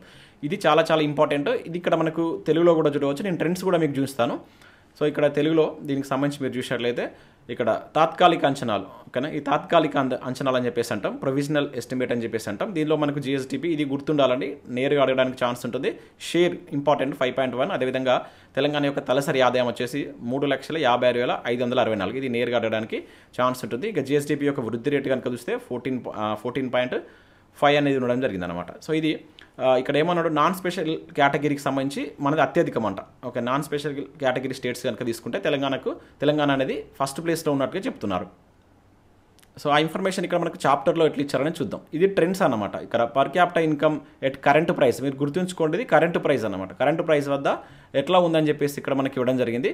సో ఇది ఆల్రెడీ మనం స్టార్టింగ్లో మనకు ఏది 2011-12తో కంపేర్ చేసింది. ఇక్కడ ఇవి అడుగుతారు కంపేరిజన్. అప్పుడు 91,000 ఉండేది, ఇప్పుడు ఎంత అయిందంట, 3,56,000 అయిందన్నమాట. ఇది 2023-24 ప్రకారం ఇక్కడ కంపేర్ చేస్తూ ఇవ్వడం జరిగింది. ఓకేనా, సో ఇది ఎన్ని రేట్లు పెరిగింది అనేది కూడా ఇక్కడ మనకు క్లియర్గా మెన్షన్ చేశాడు. సో ఈ ట్రెండ్స్ అడుగుతాడు. ఇక్కడ కూడా మనకి ఎట్లా ఇచ్చాడు, మనది 91 నుంచి 3,56,000కి పెరిగితే ఇదే టైంలో ఇండియాలో కనుక చూసుకుంటే మనది 91 ఉన్నప్పుడు ఇండియాలో 63,000 ఉందంట. అది ఇప్పుడు 1,84,000 పెరిగింది అనమాట. సో ఇది 2012-13కి సంబంధించి 2023-24 ఈ రెండింటిని కంపేర్ చేస్తే ఇచ్చాడు. ఈ కంపారిజన్ క్వశ్చన్స్ ఎక్కువ పడుతాయి. ఇండియాతో కంపేర్ చేస్తే మనం బెటర్ పొజిషన్లో ఉన్నాం తలసరి ఆదాయంలో అని చెప్పి చెప్తున్నాడు. దానికి సంబంధించి ఇక్కడ గ్రోత్ రేట్లు కూడా ఇచ్చారు. మనది 12.2% ఉన్నప్పుడు ఇండియాది 9.4 ఉందని చెప్పేసి ఇక్కడ మనకి ఇవ్వడం జరిగింది అనమాట. ఇట్లా ఈ కంపారిజన్ తోటి మనకు క్వశ్చన్స్ ఎక్కువ అడుగుతారు. ఇది పర్ క్యాపిటల్ ఇన్కమ్ సంబంధించి. ఇక్కడ మనం చూసినట్లయితే ఇక జిఎస్టీపీ అనేటువంటిది ఎట్లా పెరిగింది, దాని యొక్క growth rate okay per capital income యొక్క గ్రోత్ రేట్ అనేది ఎట్లా పెరిగింది, ఇక్కడ ఇదే ఇన్ఫర్మేషన్ మనకి ఇక్కడ ఇచ్చింది. ఇక్కడ మీరు చూడవచ్చు తెలంగాణ అండ్ ఆల్ ఇండియా తోటి కంపేర్ చేసింది growth rate per capital income అనేటువంటిది. మీరు ఇక్కడ చూసినట్లయితే ఇక్కడ 12.2 ఉంది. ఇప్పుడు 2012 నుంచి 13 అండ్ 2023-24 మధ్య కనుక తీసుకుంటే సో ఇది ఆల్ ఇండియా వచ్చేసి మనకు 9.4 ఉంటే ఇక్కడ 12.2 ఉంది, ఎక్కువ ఉంది. అదేవిధంగా ఇదే మనకు 2014తో కంపేర్ చేసింది. ఇక్కడ ఇదే 12, 13 అండ్ 14, 15తో కంపేర్ చేసి. అంటే ఇక్కడ ఈ 2 రకాల క్వశ్చన్స్ అడుగుతున్నారు. మీరు ఇటీవల గ్రూప్ 2, గ్రూప్ 3 కనుక చూసినట్లయితే 12, 13 అడిగిండు, అదేవిధంగా 14, 15 అడిగింది అనమాట. ఇక్కడ నుంచి మనం బిట్ ఎక్స్పెక్ట్ చేయవచ్చు. చాలా చాలా ఇంపార్టెంట్ ఇది. 12.4 ఉంటే మన దగ్గర 12.4 ఉంటే అక్కడ 9.0 ఉంది. అంటే 2 రకాలుగా చూసినా కూడా మనది ఎక్కువనే ఉంది అనమాట. ఇప్పుడు ఈ టేబుల్కి వెళ్ళి మన క్వశ్చన్ ఫ్రేమ్ చేస్తాడు. సో ఇదంతా మనకు గుర్తుండాలి. మినిమం ఈ పాయింట్స్ గుర్తుండాలి. అండ్ పెరుగుతుందా తగ్గుతుందా, తెలంగాణలో పర్ క్యాపిటల్ ఇన్కమ్ యొక్క గ్రోత్ రేటు మీరు చూసినట్లయితే గ్రాడ్యువల్గా ఒకసారి పెరుగుతుంది, ఒకసారి తగ్గుతుంది, అంటే ఒడిదుడుకులకు గురి అవుతుంది అని చెప్పేసి ఒక స్టేట్మెంట్ ఇస్తాడు ఇక్కడ. ఓకే, కానీ ఓవరాల్గా చూసినప్పుడు చాలా సందర్భాల్లో ఇండియా కంటే తెలంగాణ యొక్క పర్ క్యాపిటల్ గ్రోత్ రేట్ అనేటువంటిది ఎక్కువగా ఉంది అని చెప్పేసి మనకు అర్థమవుతుంది. ఇట్లా మనకు ఒక స్టేట్మెంట్ బేస్లో క్వశ్చన్ ఇస్తాడు, అట్లా గుర్తుంచుకోవాలి. ఇక్కడ వాటికి సంబంధించిన ట్రెండ్స్ కూడా ఇచ్చాడు, ఎట్లా పెరిగినాయి ఎట్లా తగ్గినాయి. సో ఇక్కడ మనం చూసుకోవచ్చు వాటికి సంబంధించినటువంటి ఇది మొత్తం పర్ క్యాపిటల్ ఇన్కమ్ సంబంధించి ఇక్కడ మనకి ఇవ్వడం జరిగింది. సో ఇదేంటంటే మనకు CAGR అంటే కాంపౌండ్ రేషియో అంటాం కదా, అంటే మనకి ఎట్లా ఒక పర్టికులర్ డ్యూరేషన్లో తీసుకుంటారు కాంపౌండ్ రేషియో అంటే. సో ఇది ఎలా ఉంది అనేది కూడా ఇక్కడ ఇచ్చారు. ఇక్కడ 12.4 మనది ఉంటే అది 8.7 ఉందంట. అది 2014-15, 2023-24 మధ్య CAGR అనమాట. ఇది కాంపౌండ్ రేషియో తీసుకుంటారు. అంటే ఒక డ్యూరేషన్ ఒక 10 సంవత్సరాలు 5 సంవత్సరాల మధ్యలో ఉన్నటువంటి దాన్ని తీసుకొని ఇక్కడ ఇస్తారనమాట. ఇక్కడ 14-15తో కంపేర్ చేసిండు అండ్ ఇది 14-15 అండ్ 23-24తో కంపేర్ చేసిన అనమాట. ఇదే ఇక్కడ మనకు క్లియర్గా మనకి ఇవ్వడం జరిగింది. ఇవి గుర్తుంచుకోండి. మోస్ట్ ఇంపార్టెంట్ ఇక్కడ నుంచి క్వశ్చన్స్ అడగడానికి ఎక్కువగా ఛాన్స్ ఉంటుంది. ఆల్రెడీ మొన్న జరిగినటువంటి ఎగ్జామ్లో కూడా ఈ పర్ క్యాపిటల్ ఇన్కమ్కి సంబంధించి ఇక్కడ మీకు వాటికి సంబంధించి కూడా మనకు ఇవన్నీ నేను మళ్ళీ మీకు చాప్టర్ వైజ్గా చెప్తాను కదా, అక్కడ మీకు కొంచెం డీటెయిల్గా ఎక్స్ప్లెయిన్ చేసేటువంటి ప్రయత్నం చేస్తాను. ఇక నెక్స్ట్ మనం ఈ జిఎస్డిపి చూద్దాం. ఎకానమీలో మనకు జిఎస్డిపికి సంబంధించి కూడా ఇక్కడ మనకు మెన్షన్ చేశారు. అక్కడ ఉన్నటువంటి కీ హైలైట్స్ మీకు ఇక్కడ ఒకసారి కొంచెం డీటెయిల్గా ఎక్స్ప్లెయిన్ చేస్తున్నాను. ఇక్కడ మనకు చూసినట్లయితే జీడిపి, భారత జీడిపికి తెలంగాణ జిఎస్డిపి ఎంత షేర్ ఇస్తుంది 5.1. ఇది నేరుగా అడగవచ్చు. ఇది కూడా గ్రాడ్యువల్గా పెరుగుతుంది. మీరు చూసినట్లయితే ఇక్కడ 5.1 అండ్ లాస్ట్ టైం చూసినట్లయితే 2022లో మనకు 4.9, తర్వాత 4.8, 4.7 అండ్ 4.5. సో ఈ రకంగా మనకి ఇవ్వడం జరిగింది అనమాట. ఇది పెరుగుతూ వస్తుంది, ఇట్లా అడుగుతారు. అదేవిధంగా మన యొక్క ఈ జిఎస్డిపి కూడా పెరుగుతుంది. లాస్ట్ టైం మనకు చూసినట్లయితే 14 లక్షల కోట్లు ఉండేది. సో ఇప్పుడు చూసినట్లయితే ఇక్కడ చూడవచ్చు మీరు 14.2 ఉండేది సో తెలంగాణకు. సో ఇప్పుడు వచ్చేసి మనకు దాదాపుగా 14.6 ఉండేది. ఇప్పుడు వచ్చేసి 15.01 అయితే ఉండడం జరిగింది. అంటే 15 లక్షల కోట్లు. తర్వాత అంతకుముందు మనకు 14.6 లక్షల కోట్లు అనేది ఉంది. సో ఇక్కడ ఈ షేర్ అనేటువంటిది మనం పర్సెంటేజ్ పరంగా భారత జీడిపి కనుక చూసుకుంటే 5.1 ఉందన్నమాట. సో ఇట్లా అడుగుతాడు. ఈ పెరుగుతున్నటువంటి ధోరణి మనకు కనబడుతుంది అనమాట. ఇట్లా ఒక స్టేట్మెంట్ ఇస్తాడు. మనది జిఎస్డిపి అనేది జనరల్గా పెరుగుతుందండి ఎప్పుడు కానీ, లాస్ట్ ఇయర్తో కంపేర్ చేసుకున్నప్పుడు అది ఎప్పటికీ మనకు పెరుగుతూనే ఉంటుంది. సో దాంతోపాటు ఇక్కడ గ్రోత్ రేట్ కూడా అదే రకంగా మనకు పెరుగుతుంది. అంటే లాస్ట్ ఇయర్తో కంపేర్ చేసినప్పుడు కొంత తగ్గినప్పటికీ ఇక్కడ మీరు చూడవచ్చు. సో ఇక్కడ మనకి ఏమి ఇచ్చిండు, ఈ కలర్లో ఉన్నటువంటి రెడ్ కలర్లో ఇండియా అండ్ నెక్స్ట్ ఈ బ్లూ కలర్లో తెలంగాణ. ఇక్కడ లాస్ట్ టైం మనది 16.7 ఉండేది, ఇప్పుడు 14.5 ఉందన్నమాట. అంటే లాస్ట్ ఇయర్ జిఎస్డిపిని ఈ ఇయర్ తోటి మనం కంపేర్ చేసినప్పుడు ఈ గ్రోత్ రేట్ వస్తుంది. అంటే లాస్ట్ ఇయర్తో కంపేర్ చేస్తే ఇప్పుడు కొంచెం తక్కువనే ఉందని చెప్పేసి ఇక్కడ మనం అర్థం చేసుకోవాలి. 14.5, 16.7 లాస్ట్ ఇయర్. అదే ఇండియాది 9.6 ఉందంటే ఇప్పుడు లాస్ట్ ఇయర్ 14.2 ఉందంట. కొంచెం ఇండియాది కంపేర్ చేసినప్పుడు తక్కువనే ఉంది. ఈ గ్రోత్ రేట్లు కూడా మనకు అడుగుతారు. ఇక్కడ మనకి ఎట్లా అడుగుతున్నారు, ప్రొవిజనల్ ఎస్టిమేట్ అడుగుతున్నారా, ఇవి కూడా చూసుకోవాలన్నమాట. FRE అడుగుతున్నాడు అనేది కూడా, అవి కూడా మనకి ఇంపార్టెంట్ అక్కడ మెన్షన్ చేస్తాడు. ఇంకా ఈ జిఎస్డిపి యొక్క గ్రోత్ రేట్ ఇక్కడ ఇదే ఇన్ఫర్మేషన్ మనకి ఇక్కడ ఈ పేరాలో ఇచ్చారు. ఎట్లా పెరిగింది ఎట్లా తగ్గింది అని చెప్పేసి ఇచ్చారు. మీకు నేను స్పెషల్గా మళ్ళీ చాప్టర్ వైజ్గా చేస్తాం కదా, అప్పుడు దీని మీద కొంచెం డీటెయిల్గా చూద్దాం. ఇంకా నెక్స్ట్ ఇక్కడ మనం ఏది 4th చాప్టర్ సంబంధించి కానీ 5th చాప్టర్ సంబంధించినప్పుడు స్కూల్ ఎడ్యుకేషన్కి సంబంధించి దీనిలో మన హైలైట్స్ ఏమి ఇచ్చారంటే, సో ఇక్కడ టోటల్గా ఎన్ని స్కూల్స్ ఉన్నాయని ఇచ్చారు. ఇది మనకు పెద్దగా అంత ఇంపార్టెంట్ ఏం కాదు. కాకపోతే ఇక్కడ డ్రాప్ అవుట్ రేషియో ఇచ్చారు అండ్ గ్రాస్ ఎన్రోల్మెంట్ రేషియో కూడా ఇవ్వడం జరిగింది. అంటే ఎంతమంది ఎట్లా డ్రాప్ అవుతున్నారు, ఏ దశలో ఎక్కువ డ్రాప్ అవుట్ రేట్ ఉంది, ఎక్కడ ఎన్రోల్మెంట్ రేట్ ఎక్కువ ఉందని చెప్పేసి అడగవచ్చు. ముఖ్యంగా ఈ ఏది టెట్ లాంటి ఎగ్జామ్స్ కావచ్చు, డిఎస్సికి ప్రిపేర్ అవుతున్న వారికి ఇది ఇంపార్టెంట్. ఇక్కడ నుంచి క్వశ్చన్ అడగడానికి ఎక్కువ ఛాన్స్ ఉంటుంది. ఎకానమీలో కూడా మనకు ఎడ్యుకేషన్ సంబంధించి ఒక థర్డ్ పార్ట్లో ఒక చాప్టరే ఉంది కనుక జాగ్రత్తగా గుర్తుంచుకోవాలి. ఇక్కడ మనం డ్రాప్ అవుట్ రేషియో కనుక చూస్తే 2023-24లో ఈ ప్రైమరీలో మనకు 2.23% ఉంది. అప్పర్ ప్రైమరీలో కనుకుంటే చూసుకుంటే 3.34 ఉంది. అదేవిధంగా హై స్కూల్ స్టేజ్లో చూసుకుంటే 11.95 ఉంది. అంటే ఇక్కడ మనకి ఎట్లా అడుగుతారు question? So drop out ratio అనేది దేంట్లో ఎక్కువ ఉందంటే మనకు హై స్కూల్ స్టేజ్లో ఎక్కువ ఉంది. ఇది ఒక పాయింట్ రూపంలో అడగవచ్చు, గుర్తుంచుకోవాలి. అదేవిధంగా గ్రాస్ ఎన్రోల్మెంట్ అంటే స్థూల మనకి ఇది ఎన్రోల్మెంట్ అన్నాం కదా, అనేది జాయిన్ అయ్యేటువంటి రేషియో ఎక్కడ ఎక్కువ మంది జాయిన్ అవుతున్నారంటే మనకి ఇక్కడ 110%, 100కు 110% అనేటువంటి మనకు ప్రైమరీలో యాడ్ అవుతున్నారు. తర్వాత అప్పర్ ప్రైమరీలో 107%, అండ్ ఇక హయ్యర్ స్కూల్స్లో ఈ స్థూల నమోదు నిష్పత్తి అంటాం జనరల్గా దీన్ని. సో 95% ఉందన్నమాట. అంటే ఇక్కడ చూడండి రివర్స్ అనమాట. సో మనకు ఈ డ్రాప్ అవుట్లో హయ్యర్ స్కూల్లో ఎక్కువ ఉంటే, సో అదేవిధంగా ఈ గ్రాస్ ఎన్రోల్మెంట్ కనుక చూసినట్లయితే ఇక్కడ తక్కువ ఉందన్నమాట. ఇక్కడ ఇది తక్కువ ఉంది, ఇక్కడ ఇది ఎక్కువ ఉంది. సో మనకు గ్రాస్ ఎన్రోల్మెంట్ అనేది ఏ దశలో ఎక్కువ జరుగుతుంది తెలంగాణలో అంటే మనకు ప్రైమరీ సెక్షన్లో అని చెప్పేసి గుర్తుంచుకోవాలి. ఒక్కొక్కసారి వీటి యొక్క వరుస క్రమం అంటే ఫస్ట్ గ్రాస్ ఎన్రోల్మెంట్లో వరుస క్రమం అంటే ఇది ఫస్ట్ వస్తుంది, తర్వాత ఇది సెకండ్ వస్తుంది, తర్వాత ఇది థర్డ్ వస్తుంది. ఒకవేళ డ్రాప్ అవుట్ రేషియోకి సంబంధించి కనుక చూసినట్లయితే మనకి ఎక్కువగా ఏ దశలో డ్రాప్ అవుట్స్ ఎక్కువ జరుగుతున్నాయి తెలంగాణలో అంటే మనకు హై స్కూల్ స్టేజ్లో జరుగుతున్నాయని గుర్తుంచుకోవాలి. దాని తర్వాత మనకు మళ్ళీ ప్రైమరీ స్కూల్లో జరుగుతున్నాయి, తర్వాత అప్పర్ ప్రైమరీలో, తర్వాత వీటిని ఇట్లా మనకి ఏది ఒక ఆర్డర్లో అమర్చమని చెప్పేసి కూడా అంటారు. ఇదే మనం ఇక్కడ తెలుగులో ఒకసారి చూసినట్లయితే ఇక్కడ మీరు పాఠశాల విద్య అని చెప్పేసి ఇచ్చారు. ఇక్కడ ప్రాథమిక తరగతులు కూడా డ్రాప్ అవుట్ రేషియో అనేది చూసినట్లయితే ఇక్కడ 2.23 ఉన్నత ప్రాథమిక పాఠశాలలు, వీటిని మన అప్పర్ ప్రైమరీ స్కూల్స్ అంటాం. అదేవిధంగా మనకు హై స్కూల్స్ ఉన్నత పాఠశాలలో ఇక్కడ 11.95. ఇది మీకు తెలుగులో కూడా ఇక్కడ ఇచ్చాను, ఒకసారి మీరు చూసేటువంటి ప్రయత్నం చేయండి. ఇది ఇట్లా మనకు అడగవచ్చు. ఇది దీనికి సంబంధించి మనం డీటెయిల్గా మళ్ళీ ఆ చాప్టర్ సంబంధించి చూసేటప్పుడు చూద్దాం. ఇక నెక్స్ట్ వెదర్ అండ్ క్లైమేట్కి సంబంధించి ఇది కూడా చాలా చాలా ఇంపార్టెంట్, నేరుగా అడగవచ్చు. సో తెలంగాణ స్టేట్ ఇక్కడ చూసినట్లయితే received 80.4 of the annual normal rainfalls అనేటువంటి మనకి ఎట్లా వస్తుంది? సౌత్ వెస్ట్ మాన్సూన్ ద్వారా వస్తుంది. ఓకేనా? ఏది నైరుతి ఋతుపవనాల వల్ల రావడం జరుగుతుంది అన్నమాట. ఓకే, నైరుతి ఋతుపవనాల వల్ల మనకి ఎక్కువగా ఉంటాయి, 80% రెయిన్ఫాల్స్ అనేది ఉంటాయని చెప్పేసి చెప్తున్నాడు. ఓకేనా? అదేవిధంగా ఈశాన్య ఋతుపవనం వల్ల జస్ట్ 12.4 ఉంటుంది. ఇది మనకు డైరెక్ట్గా స్టేట్మెంట్ బేస్లో క్వశ్చన్ అడగవచ్చు. అయితే మనకు ఈ 2023-24కి సంబంధించినటువంటి యాన్యువల్ రెయిన్ఫాల్ కనుక చూస్తే 994.8 mm ఉందన్నమాట. సో ఇది మనకు గత ఇయర్ అంటే యాక్చువల్గా మన దగ్గర ఉన్నటువంటి ఈ సాధారణ వర్షపాతం అనేటువంటి ఎంత ఉండాలి? 919 ఉండాలండి. కాకపోతే ఇది 994 పెరిగింది కనుక ఈ పెరిగినటువంటి ఎంత అంటున్నాడు? 8% అని చెప్పేసి అంటాడు. ఇది మనకు బిట్ రూపంలో అడుగుతాడు. ఇంపార్టెంట్ ఇది. ఎంత పర్సెంటేజ్ పెరిగింది లేకుంటే ఎంత ఉంది? 994 గుర్తుంచుకోవాలి, ఎంత పర్సెంట్ అనేది గుర్తుంచుకోవాలి. యాక్చువల్లీ సాధారణ వర్షపాతం ఎంత ఉండాలి? 919. ఇది మనకు లాస్ట్ టైం దానిలో కూడా సర్వేలో కూడా సేమ్ ఇదే ఉందన్నమాట. ఇది గుర్తుంచుకోండి. ఇక్కడ మోస్ట్ ఇంపార్టెంట్ బిట్ ఏంటంటే ఇది మనం ఈసారి ఎక్స్పెక్ట్ చేయవచ్చు. ఇక్కడ మీరు చూడవచ్చు, ఇది కొత్తగా యాడ్ చేసినటువంటి పాయింట్, మన లాస్ట్ సర్వేకి డిఫరెన్స్ ఉన్నటువంటి పాయింట్ అనమాట. అయితే రీసెంట్గా మనకు హెవీ రెయిన్ఫాల్ అనేటువంటిది తెలంగాణలో ఒక జిల్లాలో జరిగిందనమాట. ఇది అది ఎక్కడ రికార్డ్ అయిందని ఇచ్చారు? ములుగు జిల్లాలో. ఇక్కడ చూసినట్టు మనకు లక్ష్మీదేవిపేట అనేటువంటి విలేజ్లో మనకు తెలంగాణలోనే హయ్యెస్ట్ రెయిన్ఫాల్ అనేటువంటిది రీసెంట్గా 27th July 2023 మనకు రికార్డ్ కావడం జరిగిందనమాట.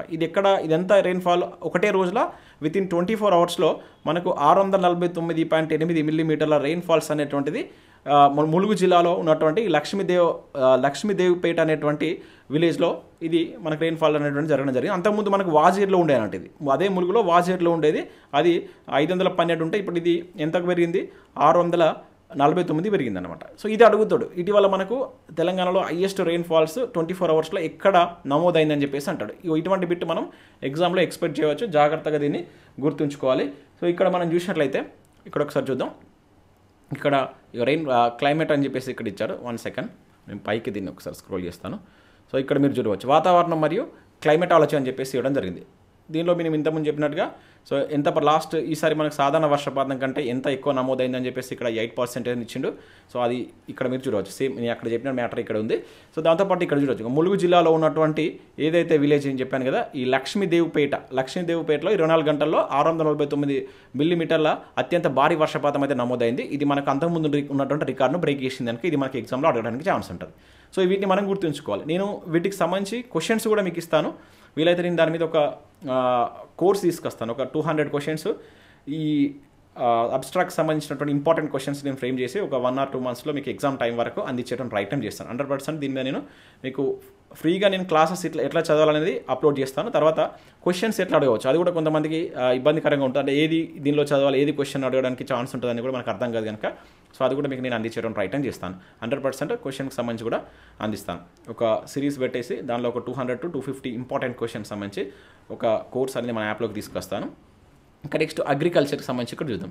సో అగ్రికల్చర్కి సంబంధించి ఎట్లా ఉంది అనేది కూడా ఇక్కడ మనకు 2023-24కి సంబంధించినటువంటి వాల్యూస్ అయితే ఇక్కడ ఇచ్చారు. టోటల్గా ప్యాడీ ప్రొడక్షన్ అనేటువంటి ఎంత ఉంది, 260.88 లక్షల టన్నులు అనేటువంటిది ఉంది. ఇది గుర్తుంచుకోవాలి. ఇది మనకి ఇంకా అగ్రికల్చర్లో కొంచెం డీటెయిల్గా చూస్తాం, ఇది నేరుగా అడగవచ్చు అనమాట. ఓకేనా. ఇంకా నెక్స్ట్ దాంతోపాటుగా మిల్లెట్స్ కావచ్చు అండ్ పల్సెస్ సంబంధించి ఎంత కంట్రిబ్యూట్ చేస్తున్నాయి. ఇక్కడ మిల్లెట్స్ వచ్చేసి 30.33 lakhs టన్స్. అదేవిధంగా దాంతోపాటు పల్సెస్ పప్పులు వచ్చేసి ఇవి తృణధాన్యాలు అంటాం మనం. మిల్లెట్స్ అంటే ఇవి, పల్సెస్ అంటే పప్పులు 3.61 లక్షల టన్నులు అనేటువంటిది మనకు ఇది కంట్రిబ్యూట్ చేస్తున్నాయి అనమాట మనకు అగ్రికల్చర్ సంబంధించి. సో దానికి సంబంధించి ఇక్కడ ఓన్లీ ఆహార ధాన్యాలకు సంబంధించిన ప్రొడక్షన్ ఎంత ఉందట, 207.93 లక్షల టన్స్ ఉందన్నమాట. ఇవి గుర్తుంచుకోవాలి.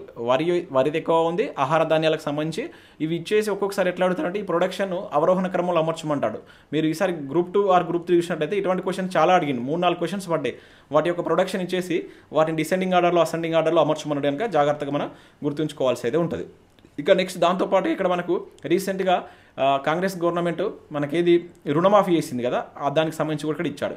ఎంత 16 లక్షల మందికి ఈ రుణమాఫీ వల్ల బెనిఫిట్స్ జరిగిందట.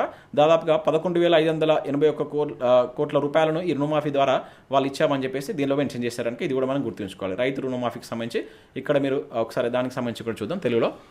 మీకు ఈ తెలుగు PDF వీలైతే నేను మన టెలిగ్రామ్లో యాడ్ చేస్తాను, మీరు జాయిన్ కాండి. అక్కడి నుంచి కూడా దీన్ని మీరు డౌన్లోడ్ చేసుకోవచ్చు.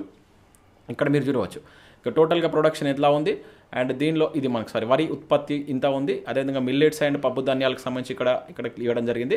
దాంతోపాటు మొత్తం ఆహార ధాన్యాల ఉత్పత్తి వచ్చేసి 207.93 అని చెప్పేసి ఇచ్చారు. ఇక్కడ మనకి రుణమాఫీకి సంబంధించి ఎన్ని కోట్లు ఇచ్చారు, ఎంతమంది దీనివల్ల బెనిఫిట్స్ పొందారనేది కూడా మనం గుర్తుంచుకోవాల్సి ఉంటుంది. దీనిలోనే మనకి ఇక్కడ పశు సంవర్ధనం అని చెప్పేసి ఇచ్చాడు. అంటే మనకి ఏదైతే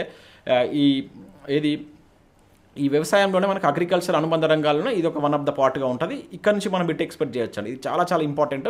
ఇక్కడ నుంచి బిట్ అడగడానికి ఎక్కువగా ఛాన్స్ ఉంది.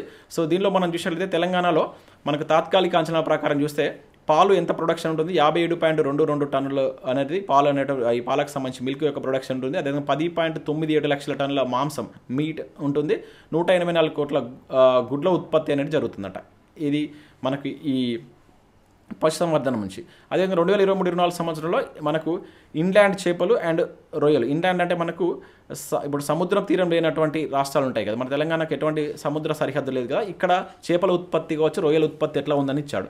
సో ఇది వచ్చేసి ఇక్కడ 4.39 వచ్చేసి మనకు ఇన్లాండ్ చేపలు ఉంటాయి. రొయ్యల ఉత్పత్తి వచ్చేసి 16,532 టన్నులుగా ఉందని చెప్పేసి ఇక్కడ మెన్షన్ చేయడం జరిగింది అన్నమాట. సో ఇక్కడ ఇక నేను ఏది ఇంపార్టెంట్ అని చెప్పాను, ఇది ఇంపార్టెంట్, ఇది చాలా చాలా ఇంపార్టెంట్, ఇది అడగవచ్చు. అయితే ఇది GSDPకి చాలా షేర్ ఇస్తుందన్నమాట మనకు, ఏది ఈ పశు సంవర్ధనం అనేటువంటిది. ఓకేనా. ఇక్కడ చూసినట్లయితే ఈ రంగం నుంచి GSDPకి 7.4% వస్తుంది. ఓకేనా. అదే వ్యవసాయానికి ఇప్పుడు వ్యవసాయ అనుబంధ రంగాల్లో మనకు 4 ఉంటాయి అన్నమాట. దీనిలో మనకు ఈ పశు సంవర్ధనం ఒకటే అనమాట. ఓకేనా. ఇది ఓన్లీ వ్యవసాయ రంగానికి వచ్చేసి 46% ఇస్తుంది. GSDPకి టోటల్ GSDPకి 7.4 ఇస్తుంది అనమాట. ఓకేనా. మనం ఈ వ్యవసాయ అనుబంధ రంగాలు 100% తీసుకుంటే దానిలో 46% ఓన్లీ మనకు దీని నుంచే వస్తుంది అనమాట. ఓకేనా. ఒకవేళ మొత్తం GSDPని 100% తీసుకుంటే సో మనకు దానిలో మనకు ఇప్పుడు ఏది ఉంటుంది, మన వ్యవసాయం ఉంటుంది, మనకు అదే తర్వాత ఇండస్ట్రీ ఉంటుంది, తర్వాత మనకు సేవా రంగం ఉంటుంది. అట్లా రంగాల పరంగా చూసుకున్నప్పుడు దీనిలో మనకు ఓన్లీ ఈ పశు సంవర్ధనం నుంచే 7.4% ఇస్తుందంట. ఇది చాలా హైలైట్ పాయింట్ కనుక అడగడానికి ఛాన్స్ ఉంటుంది. ఓకే. 7.4 ఇస్తుంది అంటే మనకి ఇప్పుడు 15.8 అనేది వ్యవసాయ రంగం నుంచి పోతుంది మనకు GSDPకి. దీనిలో దాదాపు నియర్లీ 50% అనేది 7.4 అనేది మనకు ఇక్కడ నుంచే పోతుంది అనమాట. సో వీటిని మనం కొంచెం హైలైట్ చేస్తూ ఎగ్జామ్లో అడగడానికి ఛాన్స్ ఉంటుంది. ఇది గుర్తుంచుకోవాలి, చాలా చాలా ఇంపార్టెంట్, అది అడగడానికి ఛాన్స్ ఉంటుంది. ఇక్కడ దానికి సంబంధించి కూడా మనకు క్లియర్గా మెన్షన్ చేశారు. ఇక్కడ యానిమల్ హస్బెండరీ అని చెప్పేసి క్లియర్గా ఇవ్వడం జరిగింది. లైఫ్ స్టాక్ నుంచి అంటే మనకు ఏదైతే లైఫ్ స్టాక్ సెక్టార్ నుంచి వెళ్ళి 7.4, అదేవిధంగా GSDPకి 7.4 ఇస్తే, అదేవిధంగా అగ్రికల్చర్ సంబంధించిన సెక్టార్కి ఇది 46% ఇస్తుందని చెప్పేసి మెన్షన్ చేశారు. ఇక నెక్స్ట్ ఇండస్ట్రీ, ఇవన్నీ మనకి ఇంకా డెప్త్గా ఉంటాయి చాప్టర్లో, అవి అక్కడ మనం చూసేటువంటి రైట్ అని చేద్దాం, కంపారిజన్స్ ఉంటాయి అన్నమాట. ఇక నెక్స్ట్ ఇక్కడ తెలంగాణ ఇండస్ట్రియల్ సెక్టార్కి సంబంధించి కనుక మనం చూసినప్పుడు దీనిలో కూడా కొన్ని ఇంపార్టెంట్ పాయింట్స్ ఇక్కడ మనకు కీ హైలైట్స్లో మెన్షన్ చేశారండి.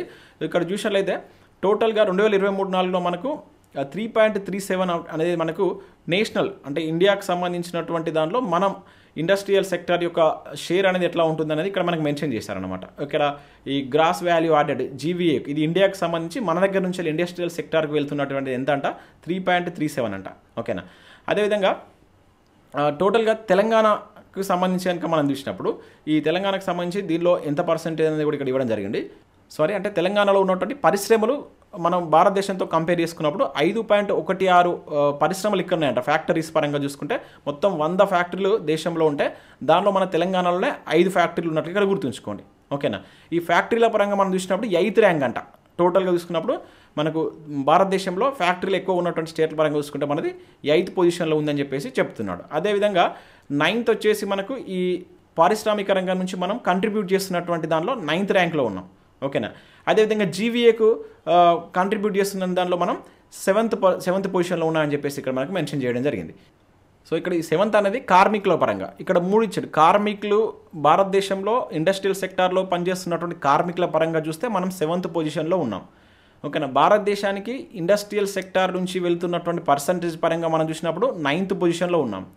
అదేవిధంగా భారతదేశంలో ఉన్నటువంటి పరిశ్రమల పరంగా తెలంగాణ పరిశ్రమలు కంపేర్ చేసినప్పుడు 8th ప్లేస్లో ఉన్నాం. అంటే ఇక్కడ 7th ఉంది గుర్తుంచుకోండి, 8th ప్లేస్లో ఉంది, 9th ప్లేస్లో ఉంది. ఇవి ఏంటి అనేది మనం జాగ్రత్తగా గుర్తుంచుకోవాలి. ఇది మనం ఈసారి ఎగ్జామ్లో బిట్ ఎక్స్పెక్ట్ చేయవచ్చు. ఇది ఒకసారి తెలుగులో మీరు ఇక్కడ చూసినట్లయితే తెలుగులో అయితే మీకు కొంచెం క్లియర్గా అర్థమవుతుంది ఇక్కడ పరిశ్రమలకు సంబంధించి. సో ఇది మీకు టోటల్గా రాష్ట్రం మొత్తం పారిశ్రామిక స్థూల విలువ వచ్చేసి మనకు భారతదేశానికి సంబంధించినటువంటి వాటాలో 3.37 ఉంది. ఇది మీకు ఓకే ఆల్రెడీ చెప్పాను, ఈజీగా అర్థమవుతుంది. అయితే ఇక్కడ మనం గుర్తుంచుకోవాల్సింది తెలంగాణలో భారతదేశంలో మొత్తం కర్మాగారాల్లో 5.16 వాటాను కలిగి ఉందండి. అంటే పరిశ్రమలో అన్ని రాష్ట్రాలు మరియు కేంద్రపాలిత ప్రాంతాలు తీసుకున్నప్పుడు 8వ స్థానంలో. ఓకేనా. అంటే పరిశ్రమల పరంగా మన దగ్గర చాలా ఉన్నాయి, 8వ ర్యాంకులో ఉన్నామని చెప్పేసి చెప్తున్నాడు ఇది. ఓకేనా. ఇన్ని పరిశ్రమలు ఇది సంఖ్యపరంగా పరిశ్రమల సంఖ్యపరంగా.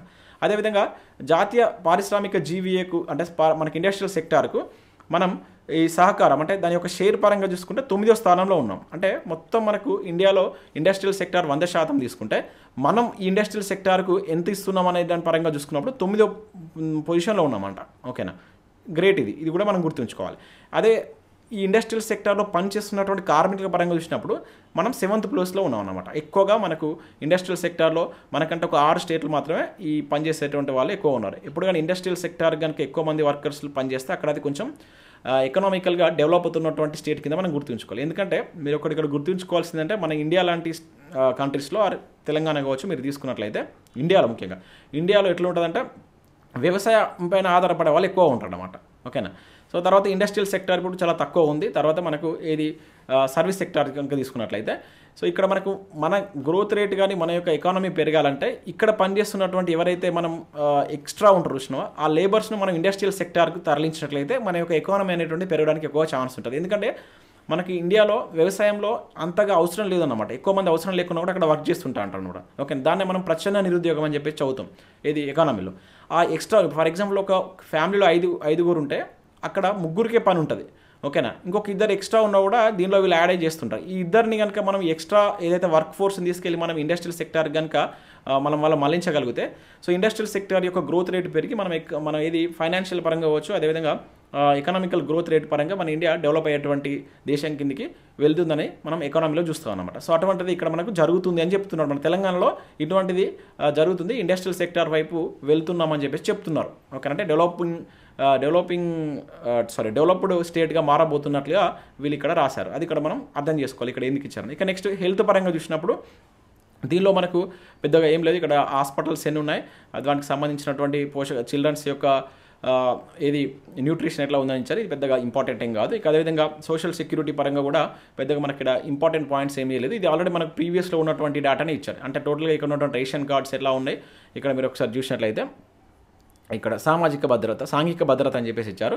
ఈ సాంఘిక భద్రతకు సంబంధించి ఇక్కడ ఒకటి మీరు గుర్తుంచుకోవాల్సింది ఏంటంటే టోటల్గా మనకు ఈ చేయూత పెన్షన్స్ ఉన్నాయి కదా రీసెంట్గా, ఇవి ఇప్పటివరకు ఎంత ఇచ్చామనేది ఇక్కడ మెన్షన్ చేశారండి. 44.10 లక్షల మందికి తెలంగాణలో పెన్షన్స్ ఇవ్వడం జరిగింది. ఇది గుర్తుంచుకోవాలి. అదేవిధంగా తెలంగాణలో మనకు 89.97 ఈ బీపీఎల్ కార్డ్స్ ఉన్నాయన్నమాట. బిలో పావర్టీ లైన్స్కి సంబంధించినటువంటి కార్డ్స్ ఉన్నాయి, వైట్ రేషన్ కార్డ్స్.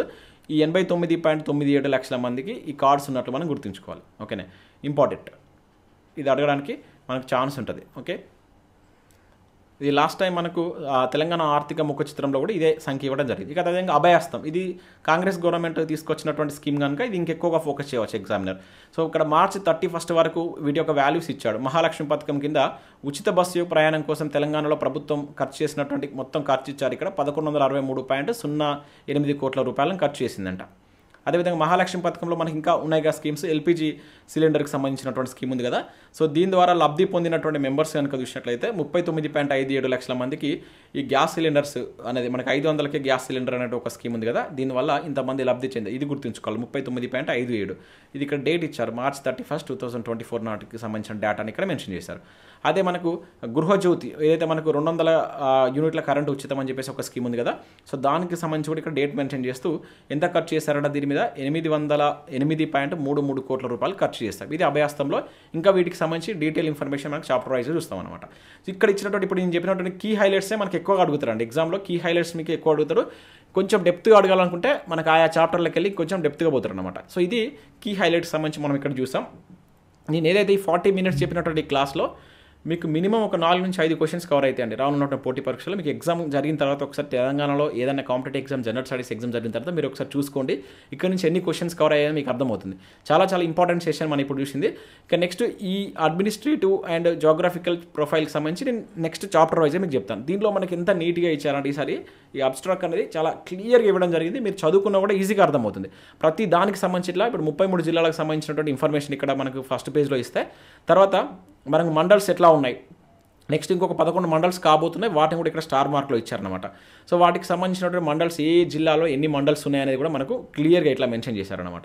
ఇక దాంతోపాటుగా ఈ మండల్స్ తర్వాత ఇంకా అదర్ ఇన్ఫర్మేషన్ కూడా ఇక్కడ మీరు రెవెన్యూ డివిజన్స్ ఎలా ఉన్నాయి, అండ్ దాంతోపాటుగా ఆ రెవెన్యూ డివిజన్ తర్వాత మనకు అసెంబ్లీ కాన్స్టిట్యూషన్ సంబంధించి ఎక్కడ ఉన్నాయి, ఎక్కడ ఎక్కువ ఉన్నాయి అనేటువంటిది ఇట్లా మనకు డీటెయిల్ ఇన్ఫర్మేషన్ ఇచ్చారు. సో మనకు ప్రామాణికంగా తీసుకుంటారు, అత్యంత ప్రామాణికంగా ఎగ్జామినర్ ఎక్కువగా ప్రామాణికంగా తీసుకునేటువంటి పీడిఎఫ్ ఏమైనా ఉందంటే అది ఇదే. ఈ అబ్స్ట్రాక్ట్ని తీసుకునే వాళ్ళు చేయడానికి ఎక్కువ ఛాన్స్ ఉంటుంది. ఇక డెమోగ్రఫీ అయితే చాలా ఎక్సలెంట్గా ఇచ్చాడు. మీరు వేరే చదవాల్సిన అవసరం లేదు. డెమోగ్రఫీకి సంబంధించి మీరు ఈ దీనిలో ఉన్నటువంటి ఈ ఇన్ఫర్మేషన్ చూసినట్లయితే డెమోగ్రఫీలో మీరు ఏది ఇచ్చినా కూడా చేయవచ్చు. ఇంతకు మించి మనకి ఎగ్జామ్లో అడగడానికి ఛాన్స్ లేదు. ఇక్కడ మీరు చూడవచ్చు టోటల్గా ఏరియా ఇచ్చాడు, పాపులేషన్ ఇచ్చారు, అర్బన్ పాపులేషన్ ఇవ్వడం జరిగింది, sex ratio and population density కావచ్చు, అండ్ చైల్డ్ పాపులేషన్ ఎట్లా ఉంది, and ST population, SC population, rural population ఇట్లా నీట్గా ఇవ్వడం జరిగింది. దీనిలో క్వశ్చన్స్ ఎట్లా ఫ్రేమ్ చేయవచ్చు, ఇప్పుడు ఇట్లా ఇచ్చాడు. ఇందులోకి క్వశ్చన్స్ ఏం అడగవచ్చు అనేది కూడా నేను చాప్టర్ వైజ్ మీకు అందించడం ప్రయత్నం చేస్తాను. చూసిన ప్రతి ఒక్కరు కంపల్సరీ లైక్ చేయండి. ఇది చాలా హార్డ్ వర్క్, నేను ఫ్రీగా ప్రొవైడ్ చేస్తున్నాను.